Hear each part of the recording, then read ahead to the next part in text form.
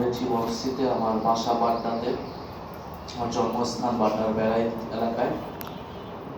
তো 11 দলের পক্ষ থেকে আমরা এই এলাকার অত্র এলাকার সংস্কারের জন্য, পরিবর্তনের জন্য কাজ করতে চাই। আপনারা সেজন্য আমাদের জন্য দোয়া রাখবেন। আমরা এই অত্র এলাকার বিভিন্ন মানুষের কাছে যাচ্ছি, এলাকা ভিত্তিক যাচ্ছি এবং সেই সমস্যাগুলো শুনছি।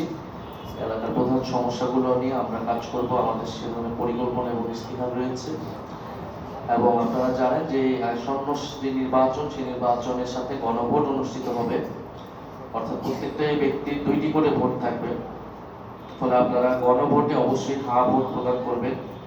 হা ভোট প্রদানের মাধ্যমে আমাদের যে সংস্কার কার্যক্রম শুরু হয়েছে, সংবিধান সহ আরো অনেকগুলো প্রতিষ্ঠানে, নির্বাচন কমিশন, পুলিশ, বিচার ব্যবস্থা, এগুলো সংস্কার নিশ্চয়ই আমরা চাই। আমরা চাই যে আমাদের 5ই আগস্টের আগের বাংলাদেশটা পরিবর্তন হোক। সেই পরিবর্তন হওয়ার জন্য আমাদের সংস্কারে হ্যাঁ ভোট প্রদান করতে হবে। আপনারা যারা এখানে দায়িত্বশীল আছেন, সুধী সমাজ, শিক্ষিত জনব্যক্তি আছেন, আপনারা আপনাদের পরিবার পরিজন আত্মীয়স্বজনকে বলবেন গণভোটে হ্যাঁ ভোটের গুরুত্ব।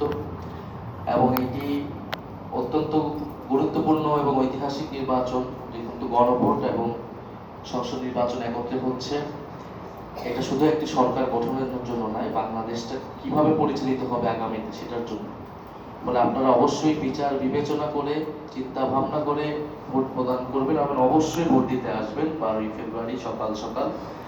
এবং আমরা চাই যে আমরা এই এলাকার উন্নয়ন করতে পারি, প্রকৃত উন্নয়ন এবং দেশের প্রকৃত অর্থে পরিবর্তন, বৈষম্যমুক্ত, দুর্নীতিমুক্ত, সন্ত্রাস, চাঁদাবাজি মুক্ত আমরা বাংলাদেশ এবং ঢাকা 11 বিনির্মাণ করতে চাই। সেই বিনির্মাণের পথে আমরা আপনাদের সহযোগিতা একান্ত কামনা করছি।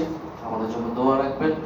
আমাদের যে সকল ভাইয়েরা শহীদ হয়েছেন জুলাই গণঅভ্যুত্থানে, আমাদের ভাই শরীফ ওসমান হাদি শাহাদাত বরণ করেছেন, আপনারা তাদের সকলের জন্য দোয়া রাখবেন।